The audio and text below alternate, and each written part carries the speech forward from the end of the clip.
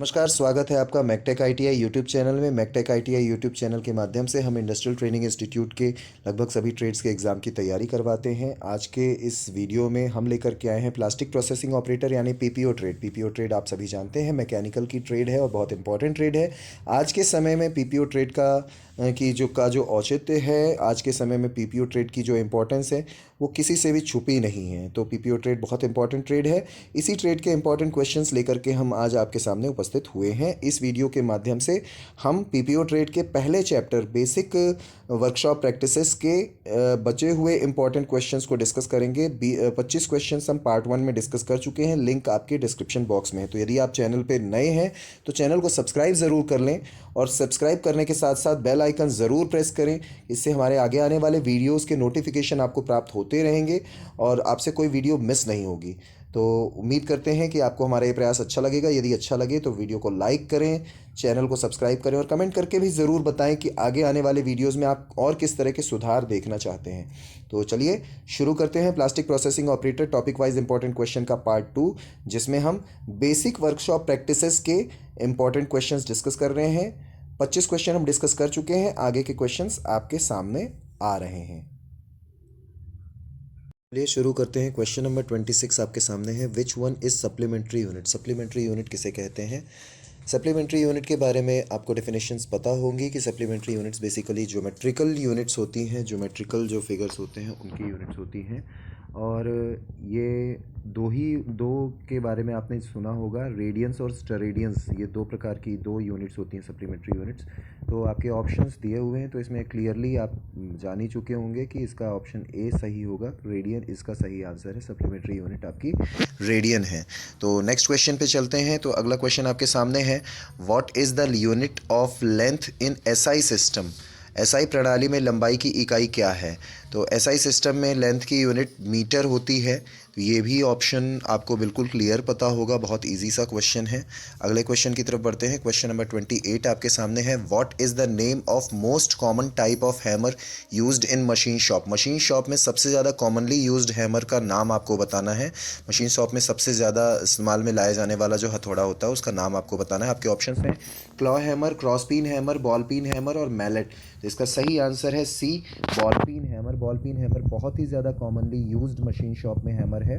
Next question की तरफ चलते हैं। क्वेश्चन नंबर 29 आपके सामने है, which file is used heavy reduction of materials? किस फाइल का उपयोग मटेरियल को भारी मात्रा में कम करने के लिए किया जाता है, यानी कि ज़्यादा मटेरियल का कटाव किस प्रकार की फाइल में होता है? कौन सी फाइल में ज़्यादा मटेरियल काटा जाता है? तो आपके ऑप्शन है smooth file, dead smooth file, bastard file, second cut file. तो इसका सही आंसर है सी, बास्टर्ड फाइल।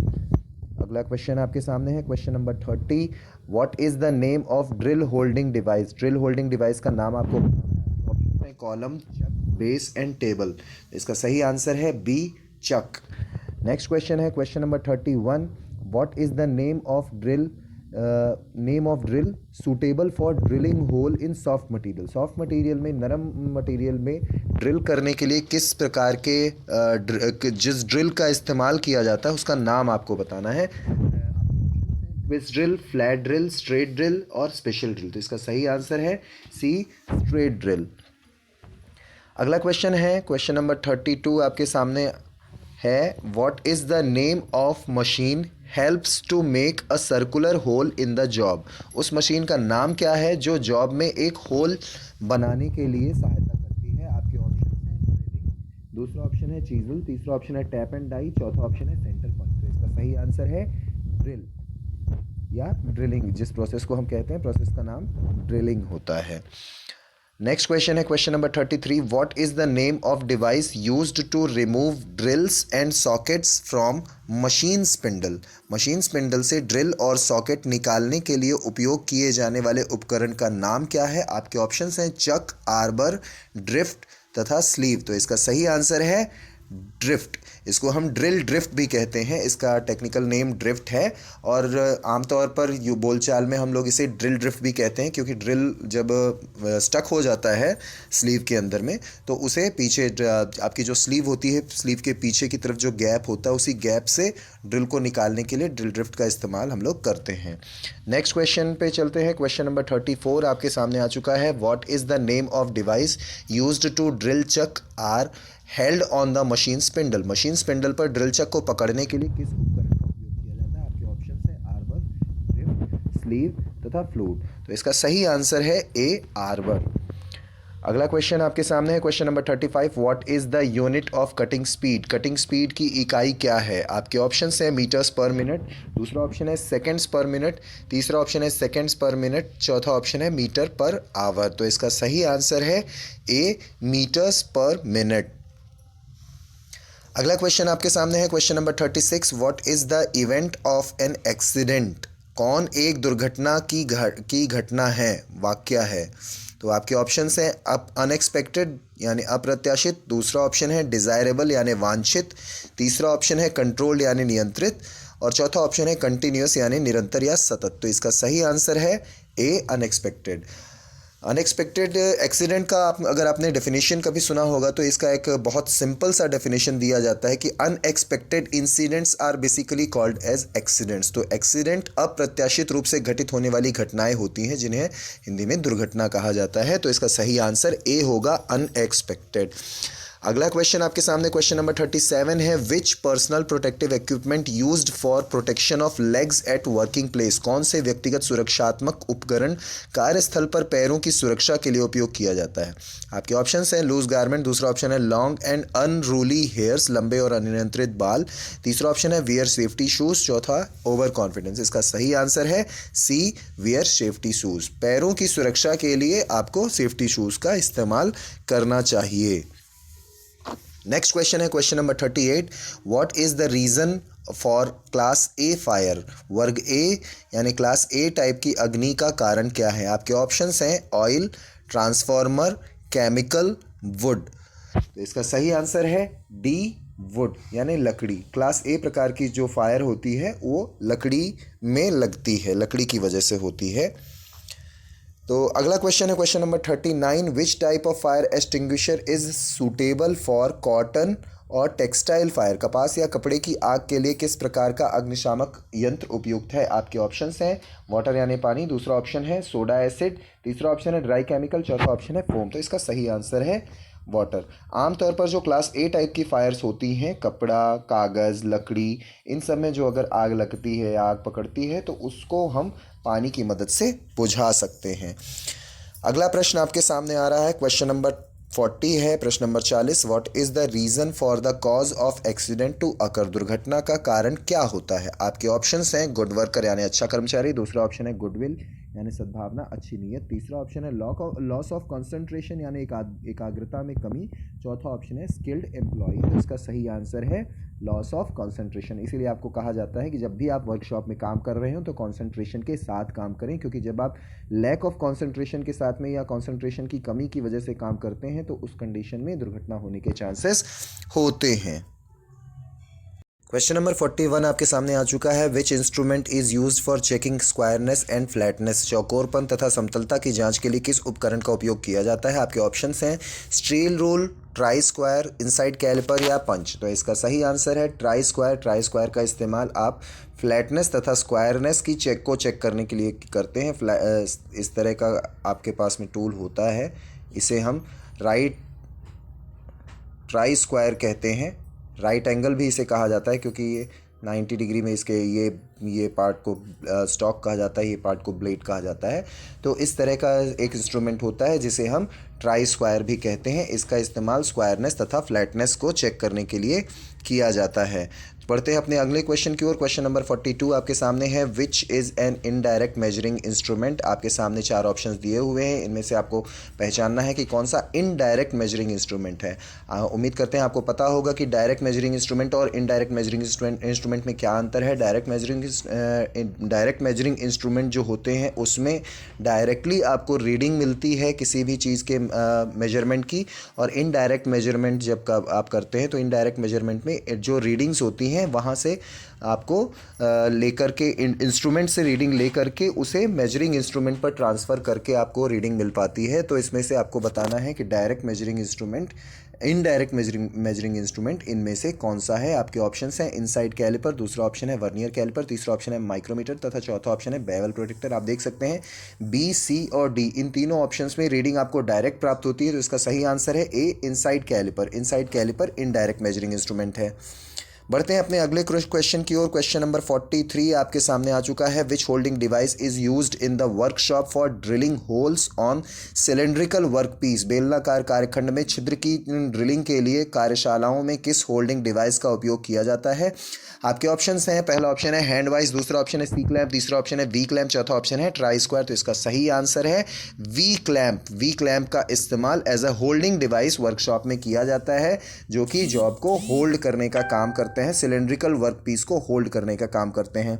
अगला क्वेश्चन नंबर 44 आपके सामने आ चुका है, बहुत इंपॉर्टेंट क्वेश्चन है। आपको बताना है point angle of scriber. Scriber का बिंदु कोण कितना होता है। स्क्राइबर आप सभी जानते होंगे कि स्क्राइबर एक मार्किंग डिवाइस है, इसका पॉइंट एंगल आपको बताना है। आपके ऑप्शंस हैं 15 to 20 डिग्री, दूसरा ऑप्शन है 30 to 35 डिग्री, तीसरा ऑप्शन है 12 to 16 डिग्री, चौथा ऑप्शन है 5 to 7 डिग्री। इसका सही आंसर है सी, 12 to 16 डिग्री। बढ़ते हैं अगले प्रश्न की ओर। प्रश्न नंबर 45, क्वेश्चन नंबर 45 आपके सामने है, what is the reason for breakage of blade while hacksawing. Hacksawing करते समय ब्लेड के टूटने का क्या कारण है। आपके ऑप्शंस हैं, पहला ऑप्शन है the teeth being worn out, दांत घिस जाना, दूसरा ऑप्शन है जनरेशन ऑफ हीट, ऊष्मा उत्पन्न होना, तीसरा ऑप्शन है ब्लेड बीइंग टाइटेंड, ब्लेड का टाइट होना, चौथा ऑप्शन है ब्लेड बीइंग लूजेंड, ब्लेड का ढीला होना। इसका सही आंसर है जनरेशन ऑफ हीट। बेसिकली जब आप फ्रिक्शन जनरेट करते हैं कटिंग के दौरान, हेक्सॉइंग के दौरान, जब ब्लेड आगे पीछे चलती है जो आपके ऊपर वर्कपीस के ऊपर, तो एक हीट जनरेट होती है, और वो हीट जनरेट होती है ड्यू टू फ्रिक्शन, घर्षण की वजह से हीट जनरेट होती है, और उसी हीट की वजह से ही ब्रेक होती हैं आपकी जो हेक्सॉइंग की ब्लेड्स हैं। तो इसका सही आंसर होगा बी, जनरेशन ऑफ हीट। अगला क्वेश्चन है क्वेश्चन नंबर 46 आपके सामने, what is used to check the flatness of a filed surface. किसी फाइल की हुई सतह की समतलता की जांच करने के लिए क्या प्रयोग किया जाता है। आपके ऑप्शंस हैं इंजीनियर्स स्क्वायर, दूसरा ऑप्शन है माइक्रोस्कोप, तीसरा ऑप्शन है स्टील रूल, चौथा ऑप्शन है प्रोटेक्टर। तो इसका सही आंसर है इंजीनियर्स स्क्वायर। इंजीनियर्स स्क्वायर की मदद से हम किसी भी फाइल्ड सरफेस का फ्लैटनेस चेक कर सकते हैं।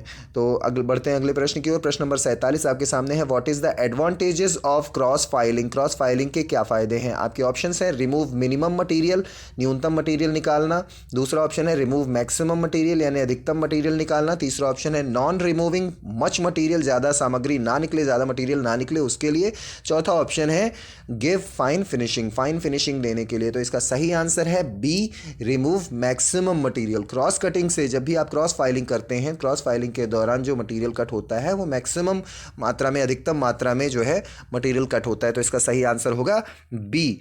अगले प्रश्न की ओर बढ़ते हैं। प्रश्न नंबर 48 आपके सामने आ चुका है, what operation is enlarging the end of hole to give it a conical shape for a short distance. थोड़ी दूरी के लिए छिद्र को शंक्वाकार प्रदान करने के लिए छिद्र को बड़ा करने की संक्रिया कहलाती है। छिद्र को बड़ा करने की संक्रिया का नाम आपको बताना है, जिसमें एक छोटे छिद्र को कॉनिकल छिद्र बनाए जाने की क्रिया होती है। तो आपका ऑप्शंस हैं रीमिंग, दूसरा ऑप्शन है स्पॉट फेसिंग, तीसरा ऑप्शन है काउंटर सिंकिंग, चौथा ऑप्शन है टैपिंग। तो इस ऑपरेशन को काउंटर सिंकिंग कहा जाता है। बढ़ते हैं अगले प्रश्न की ओर। प्रश्न नंबर 49 आपके सामने है। What is the basic criteria for the point angle of twist drill? Point angle of twist drill आपको जो है basic criteria for the point angle of twist drill के लिए आपको बताना है।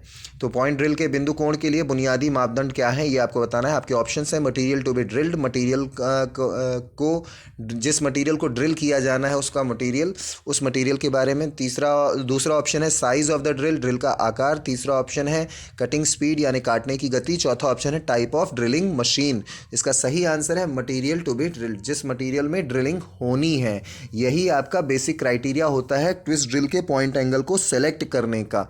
बढ़ते हैं अगले प्रश्न की ओर। प्रश्न नंबर 50 आपके सामने आ चुका है। Which device is used to remove the taper shank drill from the machine spindle? Machine spindle से टेपर शैंक ड्रिल को निकालने के लिए किस युक्ति का उपयोग किया जाता है? आपके ऑप्शंस हैं ड्रिल, टैंग, तीसरा ऑप्शन है हैमर, चौथा ऑप्शन है पंच। तो इसका सही आंसर है ड्रिफ्ट। ये क्वेश्चन पिछले इसी वीडियो में एक बार और ये क्वेश्चन आ चुका है। तभी मैंने आपको एक्सप्लेन करके बताया था कि जब भी आप स्पिंडल से ड्रिल को निकालते हैं, ड्रिल बिट को निकालते हैं, तो निकालने के लिए आपको ड्रिफ्ट का इस्तेमाल करना होता है। और इस ड्रिफ्ट को हम आमतौर की बोलचाल की भाषा में इसे ड्रिल ड्रिफ्ट भी कहते हैं। बढ़ते हैं अगले क्वेश्चन की ओर। क्वेश्चन नंबर 51 आपके सामने है। Which device is used to hold drill chuck on machine spindle? Machine spindle में ड्रिल चक को होल्ड करने के लिए किस डिवाइस का इस्तेमाल किया जाता है? आपके ऑप्शंस हैं ड्रिफ्ट, चकनट, आर्बर तथा ड्रॉ इन बार। तो इसका सही आंसर है आर्बर। ये क्वेश्चन भी रिपीट हो चुका है, केवल शब्दावली बदली है। यहाँ पर आपसे पूछा जा रहा है कि मशीन स्पिंडल में ड्रिल चक को पकड़ने के लिए किस युक्ति का उपयोग किया जाता है। इसका सही आंसर आर्बर है। बढ़ते हैं अगले प्रश्न की ओर। प्रश्न नंबर 52 आपके सामने है। Question number 52 what is the working principle of micrometer? Micrometer का वर्किंग प्रिंसिपल क्या है? आपके ऑप्शन हैं स्टड, स्क्रू एंड नट। तीसरा ऑप्शन है स्क्रू, चौथा ऑप्शन है बोल्ट। इसका सही आंसर है B, screw and nut. Question number 53 आपके सामने है। What is the instrument to measuring depth of hole to an accuracy of 0.01 mm? 0.01 millimetre की सटीकता के लिए छेद की गहराई को नापने के लिए कौन सा उपकरण उपयुक्त है? कौन सा इंस्ट्रूमेंट जो है सही है? तो आपके ऑप्शंस हैं vernier caliper, steel rule, depth micrometer. चौथा ऑप्शन है एक्सटर्नल माइक्रोमीटर। इसका सही आंसर है डेप्थ माइक्रोमीटर। बढ़ते हैं अगले प्रश्न की ओर। प्रश्न नंबर 54 यानी क्वेश्चन नंबर 54 आपके सामने है। What is the purpose of lock nut in the micrometer? Micrometer में लॉक नट का उद्देश्य क्या है? आपके ऑप्शंस हैं to measure the work piece accurately, work piece को सही ढंग से मापने के लिए। दूसरा ऑप्शन है to lock the micrometer when it is not in use, जब माइक्रोमीटर उपयोग में ना हो तो इसे लॉक करने के लिए। तीसरा ऑप्शन है to control the movement of spindle के चालन को नियंत्रित करने के लिए। चौथा ऑप्शन है to unlock the reading after setting it over the work piece. कार्यखंड रीडिंग स्थापित करने के बाद रीडिंग को लॉक करने के लिए। तो इसका सही आंसर है डी। माइक्रोमीटर में लॉक नट को हम लोग इस्तेमाल तब करते हैं जैसे हमने रीडिंग लेनी है, तो रीडिंग लेते समय जब हम रीडिंग ले लेते हैं तो उस रीडिंग को लॉक करने के लिए, जिससे कि रीडिंग आगे पीछे ना हो, हम लॉक नट का इस्तेमाल करते हैं। तो इसका सही आंसर डी होगा। क्वेश्चन नंबर 55 पे चलते हैं। क्वेश्चन नंबर 55 आपके सामने आ चुका है। Which tool is used for making external thread? बाहरी चूड़ी बनाने के लिए किस उपकरण का उपयोग किया जाता है? आपके ऑप्शंस हैं tap, die, reamer, drill bit. तो इसका सही आंसर है बी, डाई का इस्तेमाल बाहरी चूड़ी के लिए, बाहरी चूड़ी बनाने के लिए किया जाता है, जबकि अंदरूनी चूड़ी बनाने के लिए टैप का इस्तेमाल किया जाता है। तो इसमें आपको कंफ्यूज नहीं होना है, इसका आंसर बी है।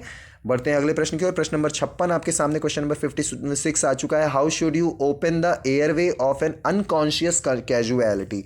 आपको एक अचेतन अकस्मात के वायुमार्ग को कैसे खोलना चाहिए? कोई एक्सीडेंट हो गया है, उस एक्सीडेंट में कोई व्यक्ति ऐसा घायल हुआ है कि वो बेहोश हो चुका है, अचेतन हो चुका है, अनकॉन्शियस हो चुका है। उस कंडीशन में उसके एयरवेज को ओपन करने के लिए आपको क्या करना चाहिए, ये आपको बताना है। आपके ऑप्शंस हैं head tilt and chin lift, सिर झुकाकर तथा ठोड़ी उठाकर। दूसरा ऑप्शन है जॉ थ्रस्ट। तीसरा ऑप्शन है head tilt and jaw thrust, सिर झुकाकर तथा जॉ थ्रस्ट। चौथा ऑप्शन है लिफ्ट द चिन, ठोड़ी उठाकर। इसका सही आंसर है head tilt and chin lift. तो बढ़ते हैं अगले प्रश्न की ओर। प्रश्न नंबर 57, क्वेश्चन नंबर 57 आपके सामने 57वां प्रश्न आ चुका है। Which tool is used for loose और टाइटन द पाइप्स? पाइप को ढीला करने या कसने के लिए किस औजार का उपयोग किया जाता है? आपके ऑप्शंस हैं screw driver, hammer, chisel, wrenches. तो इसका सही आंसर है रिंचेस, डी रिंचेस। आमतौर पर बोलचाल भाषा में हम पाइप के को टाइट या लूज करने के लिए जिस रिंच का इस्तेमाल करते हैं उसे हम पाइप रिंच भी कहते हैं। तो ये भी आपको याद रखना है। बढ़ते हैं अगले प्रश्न की ओर। प्रश्न नंबर 58 आपके सामने है। What is the disadvantage of drilling? Drilling में क्या नुकसान है? ड्रिलिंग के नुकसान क्या क्या हैं आपको बताने हैं। आपके ऑप्शंस हैं ओवरसाइज्ड होल, दूसरा ऑप्शन है एक्यूरेसी ऑफ होल, तीसरा ऑप्शन है ड्रिल बिट बीइंग्स इन सेंटर, केंद्र में ड्रिल पॉइंट का होना, चौथा ऑप्शन है क्लियरेंस एंगल इज करेक्ट। तो इसका सही आंसर है ए, ओवरसाइज्ड होल। ड्रिलिंग के दौरान कभी कभी जो होल आपको ड्रिल करना है वो ओवर साइज हो जाता है और यही ड्रिलिंग का डिसएडवांटेज है। क्वेश्चन नंबर 59, प्रश्न नंबर 59 आपके सामने आ चुका है। What is the reason for broken drill और स्प्लिट वेब अकर्स? टूटी हुई ड्रिल या स्प्लिट वेब होने का क्या कारण है? आपके ऑप्शंस हैं पॉइंट एंगल इज करेक्ट, बिंदु कोण का सही होना, दूसरा ऑप्शन है ड्रिल इज शार्प, ड्रिल तेज है, तीसरा ऑप्शन है feed rate is too low, feed दर बहुत कम है, चौथा ऑप्शन है cutting speed is too high, तो कटिंग काटने की गति बहुत अधिक है। तो इसका सही आंसर है D, cutting speed is too high. जब कटिंग स्पीड बहुत ज़्यादा होती है तो उस कंडीशन में ड्रिल बिट टूटने के चांसेस ज़्यादा बनते हैं। तो ये थे 59 क्वेश्चंस जो कि हमने 2 पार्ट्स में जो है डिस्कस किए हैं। आज का टॉपिक था basic safety and workshop practices in plastic processing operator trade. PPO trade के लिए basic safety workshop practices chapter के लगभग सभी इंपॉर्टेंट क्वेश्चंस हमने डिस्कस कर लिए हैं। उम्मीद करते हैं आपको ये क्वेश्चंस का बताने का ढंग आपको पसंद आया होगा। यदि आपको हमारा ये तरीका पसंद आता है, यदि आपको अच्छा लगता है हमारा ये वीडियो और जिस तरीके से हम आपकी तैयारी करवा रहे हैं, तो कृपया वीडियो को लाइक करें, दोस्तों के साथ शेयर करें और यदि चैनल में नए हैं तो चैनल को सब्सक्राइब करके बेल आइकन ज़रूर प्रेस करें। इसमें हम आपकी जानकारी के लिए वीडियोस लाते रहेंगे और एम्प्लॉयबिलिटी स्किल तथा वर्कशॉप कैलकुलेशन एंड साइंस की हम सीरीज़ चला रहे हैं जिसमें हम chapter wise important questions discuss कर रहे हैं। तो उन वीडियोस को भी ज़रूर देखें। आशा करते हैं वीडियो आपको अच्छा लगा होगा। आपका दिन शुभ हो। धन्यवाद।